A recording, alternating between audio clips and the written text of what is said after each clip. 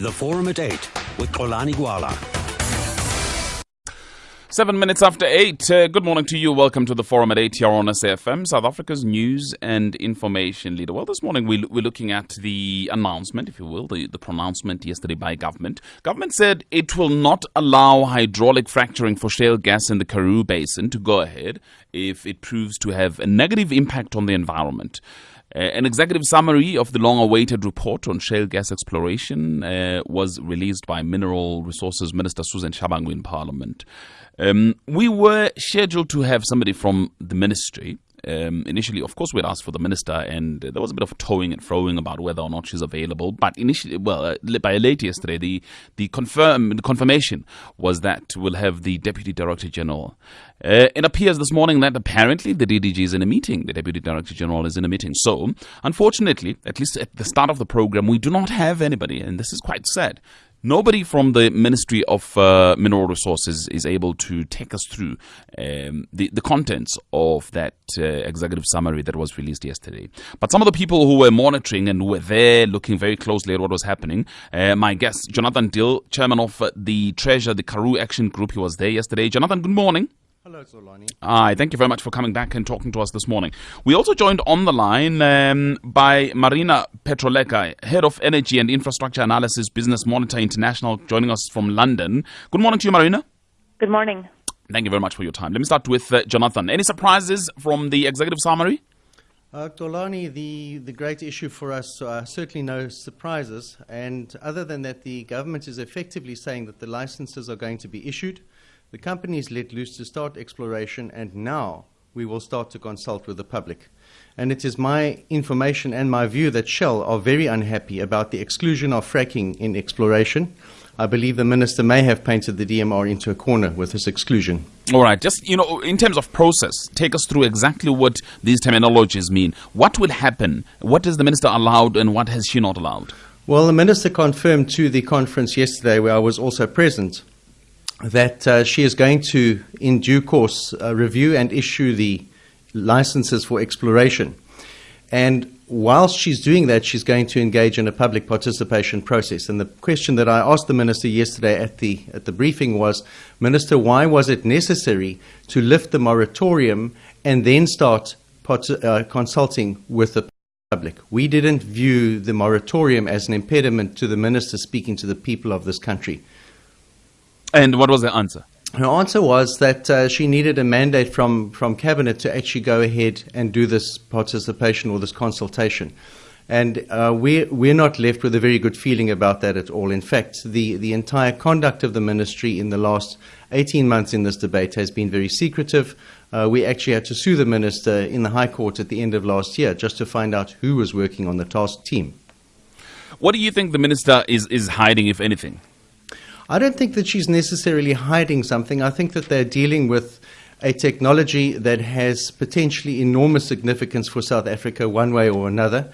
I believe that there are enormous geopolitical influences around the world, in governments around the world, in connection with energy, and that there are a lot of players. And I believe that any minister in any government around the world where people do need energy and they do want employment is under enormous pressure to satisfy the expectations that these things can be delivered. And shale gas, of course, has been very cleverly marketed by the international oil and gas industry as the bridge fuel to the future. We believe it's a bridge fuel to nowhere. Marina, do you think that it's been cleverly marketed, or is this a reality that, for instance, if South Africa goes ahead with this, we are likely to accrue, to get certain benefits, particularly when it comes to job creation that we desperately so need in this country? Mm-hmm. Well, it's a very strong policy incentive, shale gas, especially as it's gaining momentum worldwide. At this point, I think, for a lot of governments to ignore, to left unexplored. Obviously, the most important experience we have so far is with the United States, where it has completely changed the energy dynamics. But there are shale gas resources around the world. China is very actively exploring.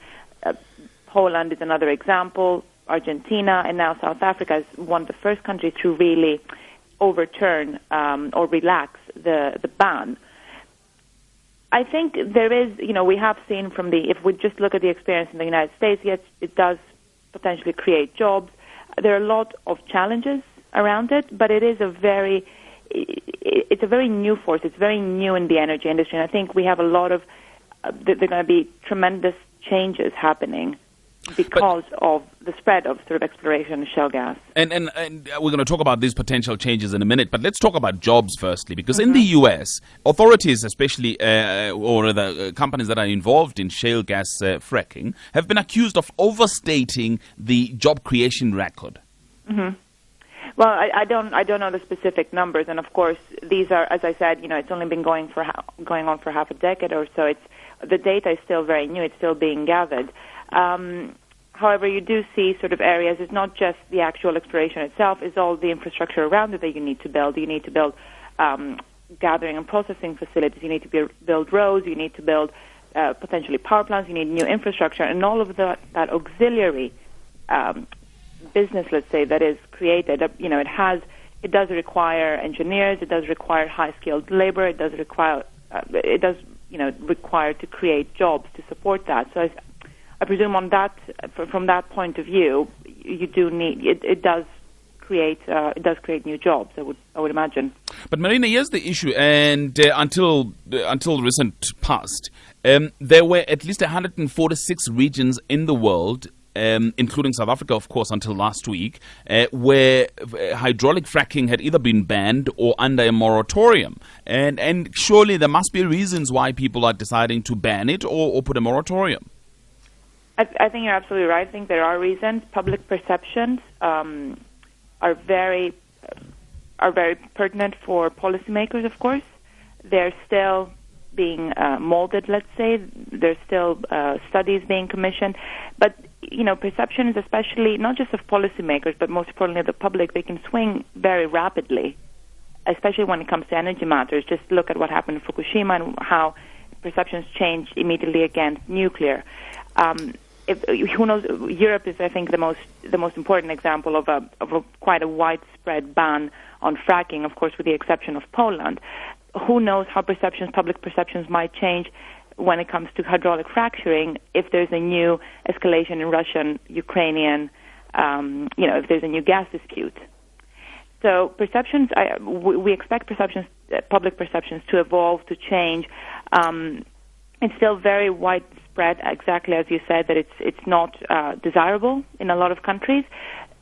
But things change, and demand, supply changes, needs change, prices change. So, I think public perceptions in the future are going to evolve accordingly. It's interesting you refer to this as public perceptions, yet others will say, no, it's not just public perceptions. There are fundamental differences. There are fundamental issues that make us fiercely oppose fracturing. There are. I mean, they're still looking into. I think they're still gathering data, especially from the United States, on what are the environmental impact, the gas emissions, the sort of land rights, what it does to water. And again, these are very early days. I think the most important latest piece of evidence we have is the report commissioned by the European Commission's Climate Action Directorate. And they looked at the climate impact of potential shale gas production in the EU, and their studies or their conclusions, they had several different cases: base case scenario, worst case, good case. I don't want to say it was favorable towards shale gas, but it did provide a lot of evidence to show that, in fact, the greenhouse gas emissions won't be any bigger than you have with conventional gas. In fact, in some cases, it might be lower. So there is, there is more and more studies being conducted, and more data becomes available. That's interesting, Marina, because initially there were concerns that it creates large quantities of methane, but also some people were saying that fracking triggers minor earthquakes. Yes, I think that has been the case in the UK. Where they've reported some tremors in the ground. As the technology evolves and as it changes and as more data is being gathered, I think all of these things will be looked into in much more detail. Again, bear in mind, this is not a technology that's existed for decades. It's been implemented on a very large scale for the past 5 years. That's nothing in the oil and gas industry. That's a very, very new technology. And as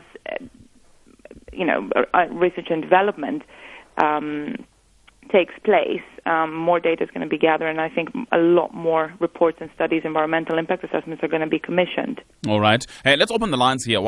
Hear what people have got to say on this one. On 0891 104 208, 0891 104 208. I'll also be taking your emails at gwalax@sabc.co.za, gwalax@sabc.co.za. But let me get Jonathan Dill's response to this, because from Marina's point of view, if we continue investigating this further, improving technology, perceptions will change.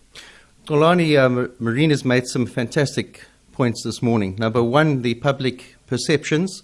The public perception is informed particularly in countries where they don't want fracking, simply by the experience of those people who have lived and seen what fracking looks like in the areas near to them. It was very important that Marina also said that they are still gathering data, and that's one of the strong points in the debate in this country. They are still gathering data. Even an expert like this from overseas is confirming that. So my point is that we are going ahead and pushing a process like this while the rest of the world is still gathering data. South Africa has already decided this is a great thing. Marina said it's very early days, and I agree with her. It's a short time in the petroleum industry or the oil and gas industry. It is early days. And a key argument, Xolani, that is missing from this discussion at the moment is sustainability. We're talking about the long-term sustainability of this country beyond carbon and beyond fossil fuels.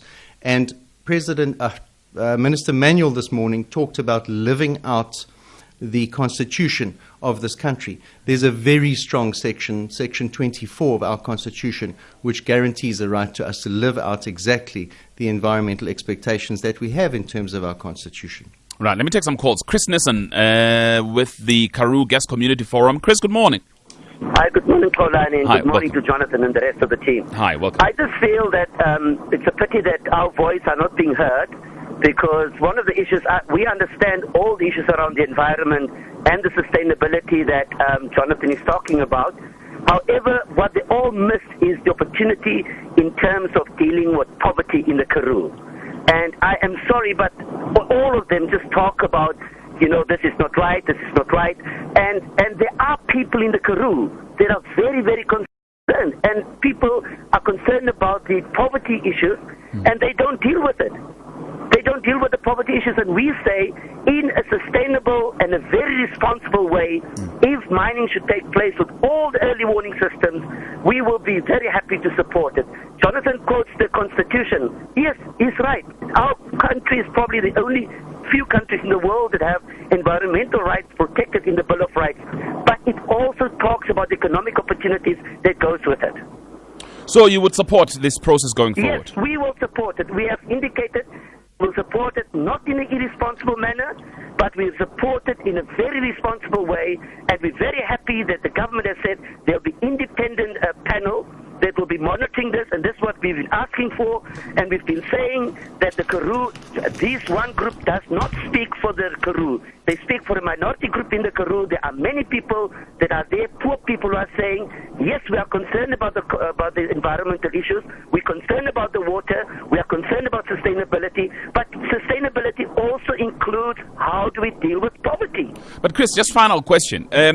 Part of what has come through this morning is that globally there are still efforts underway to come up with the technology, to come up with ways of ensuring sustainability. And what Jonathan is arguing is that once the entire world is looking for these solutions, we are going ahead here and fracking. Should we not wait then for the solutions first? No, first of all, we are going ahead. I think, first of all, we've got great faith in our government with all the myriad of laws and legislation to protect us, that they have to make the right decision to go and explore. If they find anything that will harm the environment or do anything else, or if the technology is not working the best way, that early warning systems will be there to stop it. And I don't think we should run around and say that, yeah, this is going to happen. Fantastic. Chris Nissen, I think the point that you're making, of course, is that there are two sides to the story. There are people in the Karoo who are very much supportive of this initiative. I thank you for your call this morning. Let me go to Mapalane here in Johannesburg. Good morning to you, Mapalane. Hi, Polan, how are you? I'm very well. Welcome. No, my 2 points, man. I think that it's too early for us to take this giant leap, whereas the answers are not there. Some few weeks back, you had Bonang Mohale and some other person discussing these issues. And, the point he was trying to bring across were mainly that the economic imperatives are more important than, the environmental and social ramifications that will come with fracking. So I believe that it's too early. And the reason for that, you have a government that is not able to come today to come and answer to these particular issues. Last week they made an announcement, and then about 10. And I don't think that they are also ready. The caller just called. Government doesn't do fracking. The government will not be the one who will be implementing. It is business, and we cannot always put the interest of business first. Okay, Mabalana in Johannesburg, thank you. Eddie in Cape Town. Good morning, Eddie. Good morning, Tolani. Hi, welcome. Look, for me, I'm not really saying let's go for it or let's not go for it. But, Tolani, there is a worrying trend, especially in the Western Cape, post-1994, where we have got this group of disgruntled, obviously, people that used to support maybe the National Party or so, who will oppose anything that will benefit. Take, for instance, the Greenpoint Stadium in Cape Town. We had to build it very late because you had people that were saying their homes will go down in terms of value and so on. So I just feel there is some undertones in terms of second-guessing the government in everything that they do and take them to Eddie, court. Just one question for you before I let you go. How do you come to that conclusion? What is it that gives you an idea that there could be more than environmental concerns? Look, Tolani, I stay in the Western Cape, and I know I've been in the debates with even the Premier of the Western Cape. Whenever you discuss these issues, you can feel those undertones that are actually saying, you know what, you don't know what you are talking about. We know what we are talking about. But you can't give me one thing. But you can't give me one thing, Eddie, that I'm going to take away from you that says to me, listen to this statement and therefore conclude the same way that I have.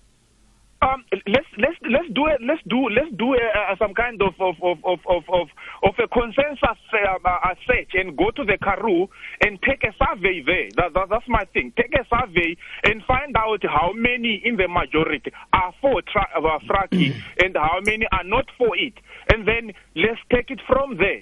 Let's not have people that are sitting in their well-furnished offices with all the energies that they need. All right. And poor people that don't have anything to look for. Jonathan? Respond, please. It's not fair. Okay, I'm waiting. Yeah, please go ahead. Thanks, Kholani. I'd like to just comment and respond to Chris Nissen firstly.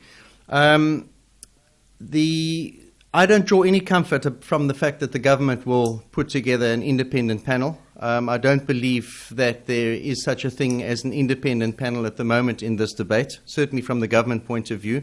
And a group that Mr. Nissen has left out of his discussion, which I believe has got a bigger representation than the Karoo Shale Gas Forum, is the Southern Cape Land Committee. This is a group of people who come from exactly the group that your last caller, Eddie, is putting forward that should be talked to.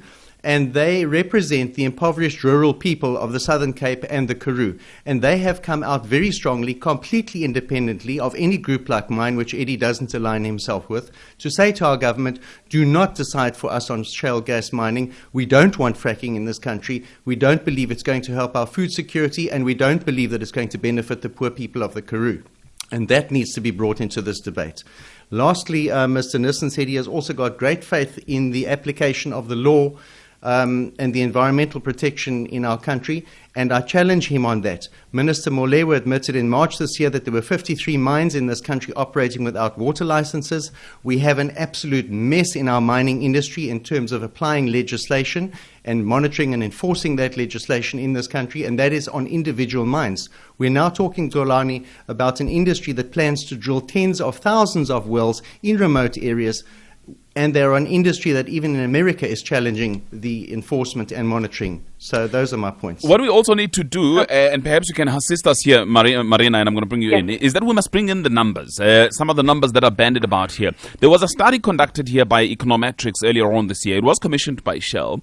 It found that the shale gas industry could add up to 200 billion rand a year to the country's GDP and create 700,000 jobs now. Clearly, that's attractive for the poor in this country. But if you also look at some of the figures that were given earlier on, it's that the potential shale gas resource gas in this country is at 485 trillion cubic feet of gas, or about a fifth largest resource in the world. Should we be excited about this, Marina? Sorry. I think you should be, in terms of the technically sort of recoverable resources that are available. And that's why I said when I first, in the beginning of our conversation, it's a very pertinent policy incentive, to be left unexplored. And of course, with South Africa, bear in mind, when this ban was overturned just a few days ago, our analysis, we viewed it as a broadly positive thing, because South Africa has two things on a very strategic level that other countries don't. One, you have expertise on gas to liquids, which is quite unique for South Africa to have this capacity to manipulate gas in that way.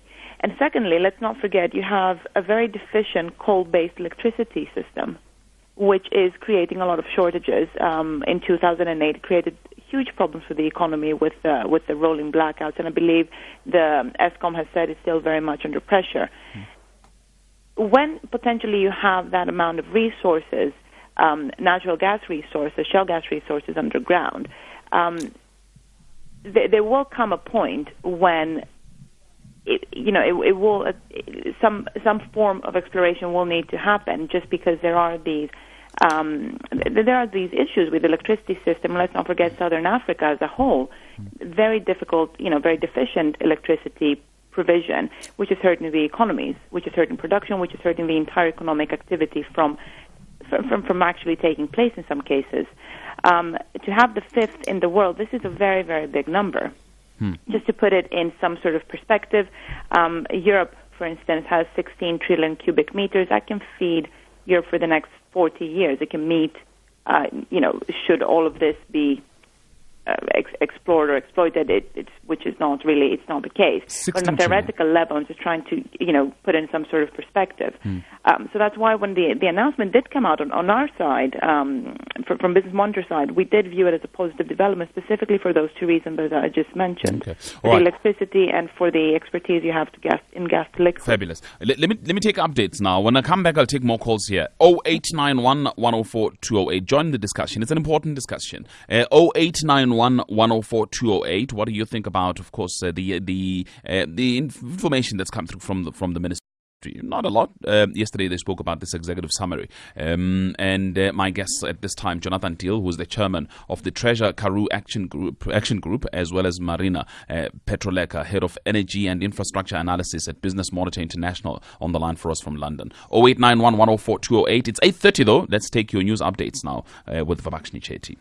Thank you very much, Sigi. Right, your SMS is then about our topic this morning, fracking. The moratorium lifted last week. In fact, there's somebody who's Millie in Umtata who says, Shell has a very bad track record of safety. I saw very disturbing footage of the destruction of once arable land by fracking in the USA. That's Millie in Umtata. Maharaj in KZN says, Shell, Niger Delta, Ken Sarawiwa, let's remember his fight against Shell. That's Maharaj in KZN. John in Uppington says, my concern is that the way government handles such issues, they create skepticism by not communicating effectively with the media and citizens. That is our concern as well, John. I can assure you that we share that concern. Peter says, we need jobs, but people should be cautious about exploitation. What's the stake for local communities on these minerals or gas businesses? There's an SMS as well, accusing Chris Nissen, who called earlier on, of being a greedy businessman who is really not concerned about the poor. That comes through from Brachet in Cape Town. Another one comes through from Bruce, who says, the mining unrest will stop once government and the mines realize that now is the time for the community and the workers to get real benefits like owners. Let me take some calls. Ian in Cape Town is a geologist. Good morning to you, Ian. Morning, Solani. How are you doing? I'm very well. Thank you very much for calling me. Good. Talani, I'm a practicing geologist. I have worked in the Karoo before, and I love the place. I think it's great. Sure. However, putting that all aside, I'd just like to say that there's a degree of hypocrisy that constantly goes on in the background. Everything we touch, just about, the cell phone, the plastics in our computer, the dashboard on the car I'm driving, the tires on the car I'm driving, the petrol in the car, all of these come from the petrochemical industry.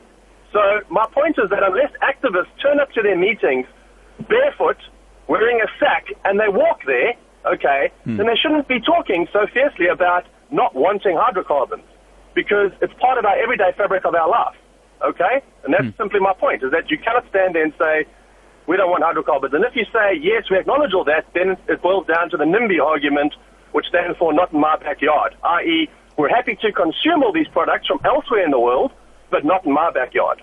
Jonathan? All right, Ian, thank you. Jonathan? A very trite point, Zolani, and absolutely true, of course, except that if we are going to be serious about a sustainable future in this world, our rate of consumption of carbon fuels needs to proceed at a rate that is less than the eventual depletion of those fuels until replacements are found. So nobody is saying that we can just turn off the lights tomorrow and go home. We understand that. But we cannot perpetuate the cycle that we have in this world. We already have more than 5 times the amount of resources, carbon resources, available to us as proven reserves that we can afford to burn before we will fry this planet. In other words, that's worth $27 trillion.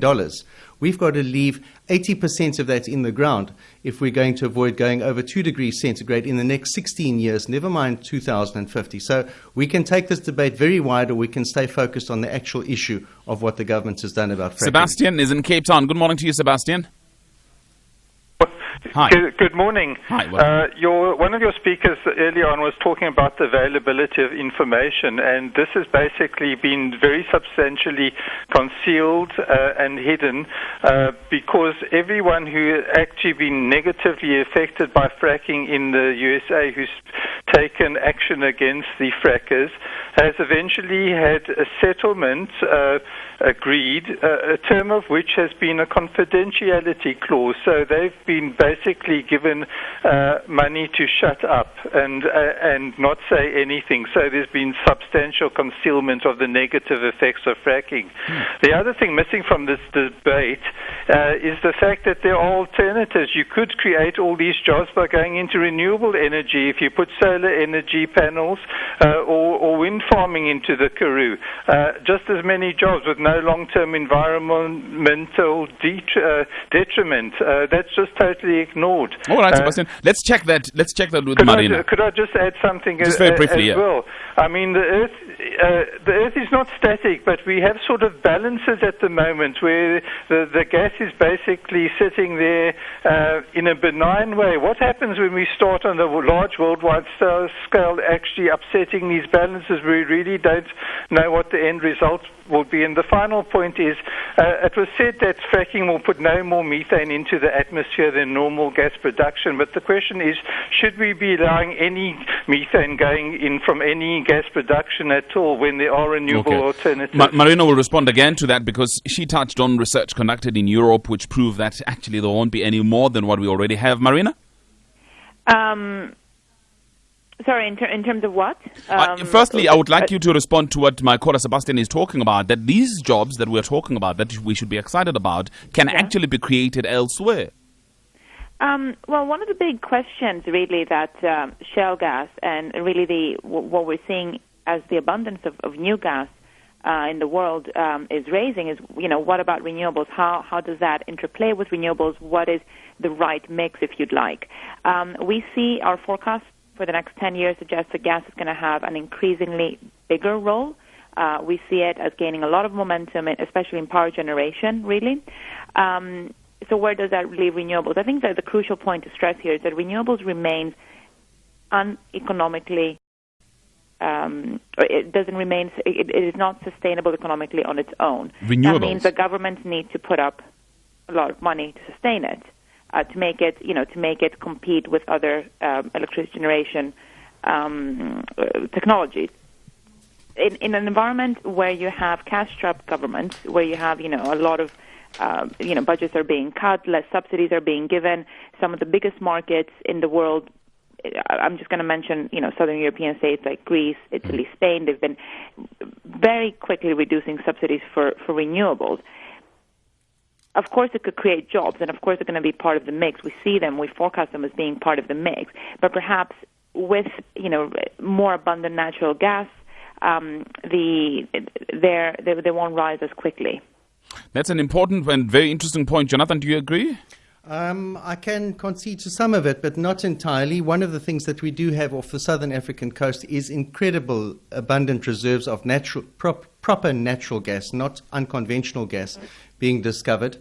For instance, just off the west coast, Xolani, we have got 2.5 trillion cubic feet available. The concession is owned by a private company, but that company have said to us 3 years from the day that they get a positive decision and assistance from the government to extract that, just the same as the fracking industry is looking for, 3 years we can have that gas in our hands. And it is enough under our current consumption patterns to keep South Africa going for 15 years while we work on developing our renewable capacity. So there are lots of alternatives that do not include this very controversial and untested method of fracking. But the issue is with the renewable technology, especially the initial phases, Yeah. you have to invest quite extensively. Absolutely, and what we are seeing around the world, and I'm surprised that Marina hasn't talked about this, is something that is known in the renewable energy as grid parity, and that means when the cost per kilowatt hour of electricity generated from renewables crosses the cost per kilowatt hour from fossil fuels, and in many countries in the world that has started happening, and we're not far away from it in South Africa. Let me take some emails. I'll go to the lines as well. 0891 104 208. 0891 104 208. Great Gilome says, I live in Cape Town and saw with my own eyes a lavish party thrown by Shell to government officials. It's obvious that they will get the yes vote for fracking. An allegation there coming through from Gerrit on email. Mzwandile has also sent us an email this morning. Shale gas. The developers should be forced to allocate for free and as a social investment or community input some free gas capable of generating 150 to 200 megawatts electricity through a gas turbine. The power will solely be for a desalination plant at the west coast, as well as the associated pumping costs to the Northern Cape and Northwest. It's a suggestion on email from Mzi. Let me look at SMSs. What do we have here? Somebody says, ask Jonathan if he has not been involved in fracking in the Botswana coal fields. That's James. Jonathan, please, I'm going to ask you to specifically respond to that. Another one from Disa in the Northern Cape says, if Shell is granted this right to produce gas through fracking, a condition must be attached to it. If something goes wrong, Shell should account. Another one says, why Shell? They are already ridiculously wealthy, a wealthy multinational company with an atrocious environmental and social track record. I ask you, can we trust them? That's according to Ish on SMS. Yaj in Cape Town says, shale gas is hydrocarbons. Leave it to underground instead of destroying our scarce water resources. Invest in solar. That's according to Yaj in Cape Town. Why not speak to countries that have found fracking not viable first? Also says an SMS not signed. Let me take a call. Mzufugile, is it Botomani? Mzufugile, good morning. Good morning, man. Hi, I believe you're with the Karoo Shale Gas Community Forum, the same organization that Chris Nissen was calling from. Yes, I'm from the Karoo Shale Gas Community Forum, as you said. Yeah. You know, what happened here, what we are looking at is the high rate of unemployment in the country, as the hunger. We need to consider those are some of the things that we need to take into cognizance. Because at the end of the day, the person who's sitting there, Jonathan Deal, is owing millions of rand, not caring for the ordinary citizen of the Karoo. He owns, sorry, you say he's a millionaire. Is that what you're saying? I'm saying that. Oh, okay. They'll respond to that, yeah. But you're saying that on the ground, the issues are people are poor. Yes, the problem, there is a high rate. Mzofugile is gone. All right, two questions for Jonathan. One in Botswana and the other about you being a multimillionaire. Yes, Zolani, the fracking in Botswana is probably to do with the coal seam gas mining, and some of it we see happening in Mpumalanga already. Whilst it does go after methane as a gas to be exploited, it is not necessarily the same technology as what is proposed, which is what is called high-volume horizontal slick water fracking at a much deeper depth than what is happening up in Botswana or in Mpumalanga. Very interesting that Botomani phoned in. And I've actually just been looking for an SMS on my cell phone, and I can remember it well enough without going through all of my emails. I have an SMS from an executive member of the Karoo Shale Gas Forum who recently wrote to me personally and said, I am sick and tired of being manipulated by a wealthy and influential people for their own gains, and I would like to come and join your anti-fracking camp. Can we please talk? I'm obviously not going to identify that member of the Karoo Shale Gas Forum. All right. But I suppose what you are telling us is that there's more to this than what we know. We thought that this was a national issue, but you're suggesting that there's an issue of local fights between the rich and the poor?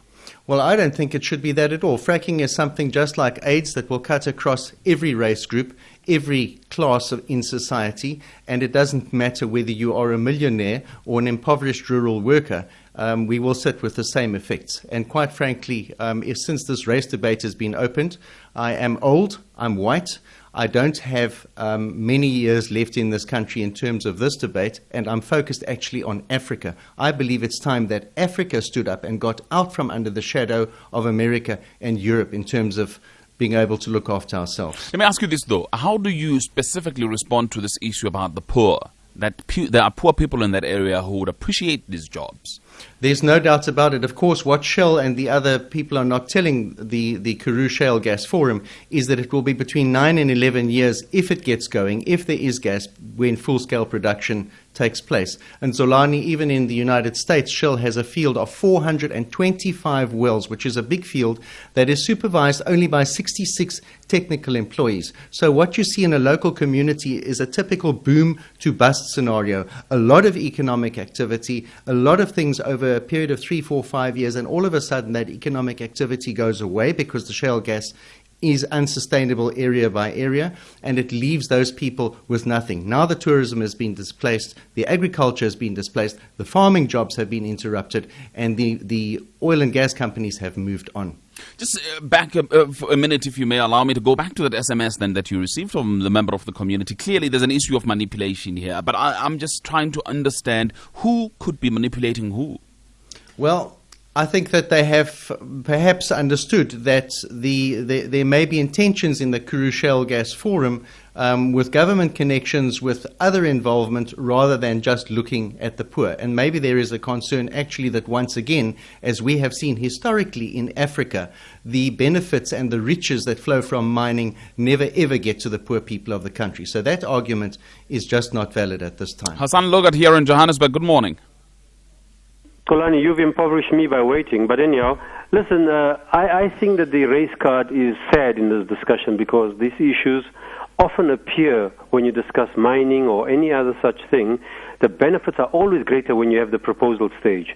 And we've experienced in various other works is that the first thing that happens, communities will get divided. One will promise greater connections and greater return. But down the line, as we've seen in mining generally, you don't have those benefits flowing to communities. In fact, you've got crack houses and such like. So I really think we must take this with a pinch of salt.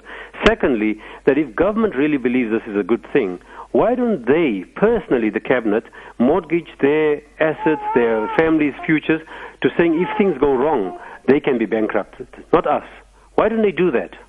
Hassan, thank you very much. Hassan Logat here in Johannesburg. Anne is in the Western Cape. Good morning, Anne. Hello. I'm very concerned. They say one day all the wars are going to be fought over water. Yeah. If fracking pollutes the water or gets rid of all the water in a very dry sort of Karoo area, what are they going to do? We're already polluting with acid mine drainage. We're polluting the Limpopo.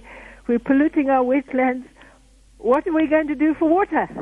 And in the Western Cape, thank you very much for calling. James is in Witbank. Good morning, James.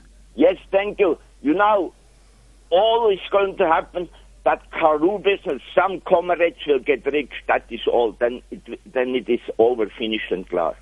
That's James in Witbank. 0891 104 208, 0891 104 208. Marina, needless to say, there's so much skepticism about what's likely to come through there.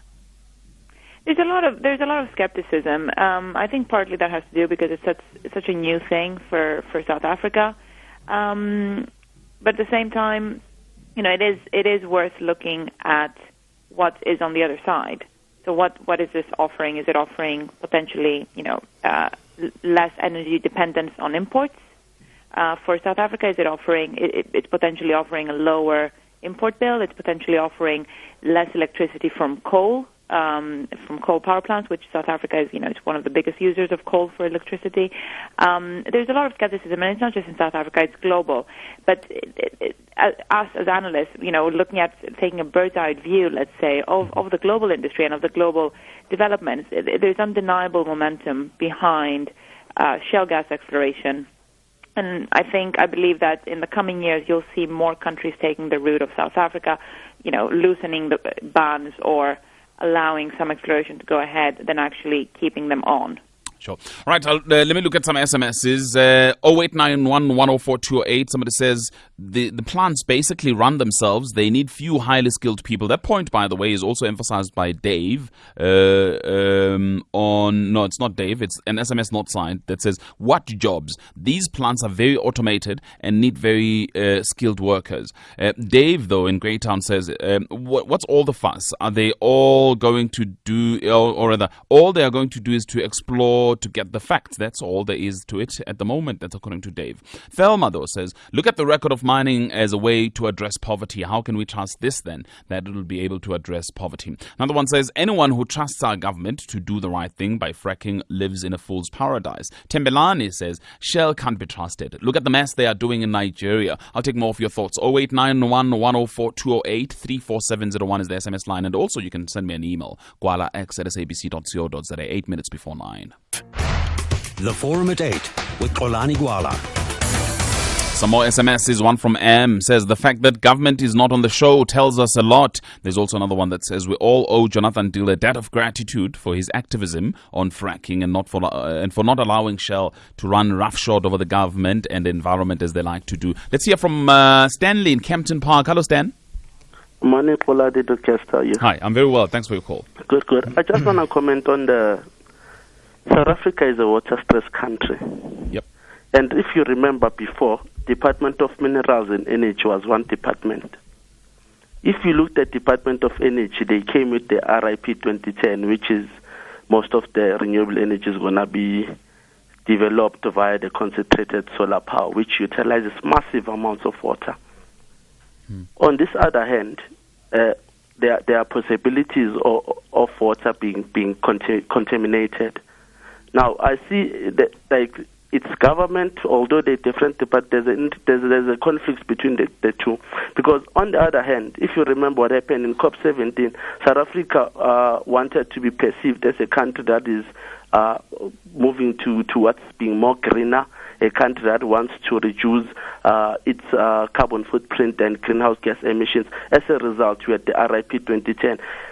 Now, they're also doing this on the other department. So what's really happening?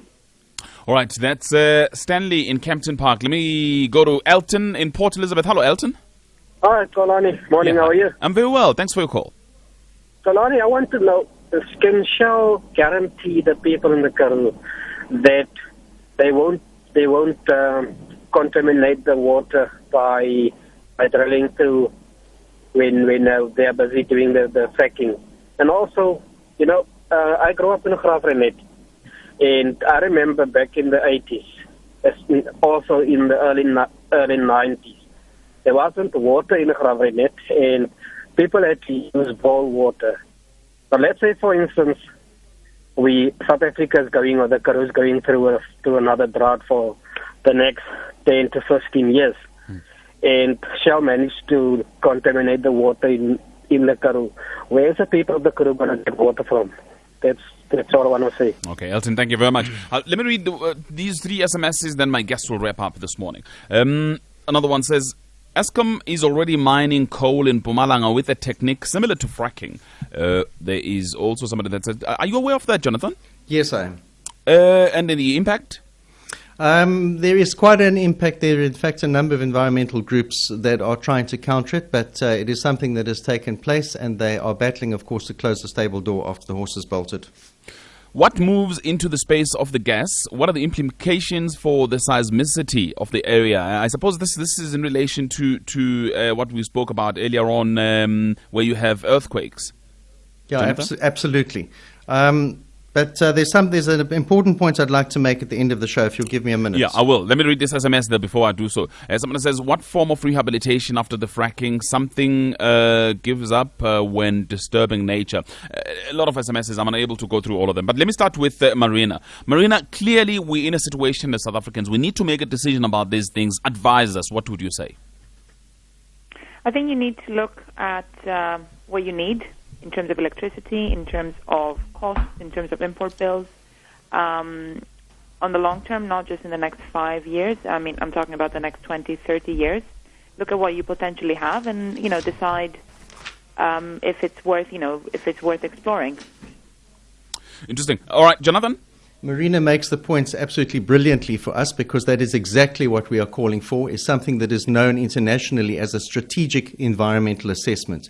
That involves a participation process with the public of this country, not just farmers, not just farm workers, not just ordinary housewives from wherever, but also gives the business, the scientific, the medical community in South Africa an opportunity to properly research this, properly understand it in all of its environments. And Zolani, something that comes out of that is the value of our natural capital. In other words, when we are saying the shale gas is worth this much and it creates so many jobs and so much energy for so many years, it needs to be seen in context against the ability of our natural capital, our land that can regenerate water, that can generate income and food security from vegetables and meat production in the rural areas, because this is not just a Karoo problem.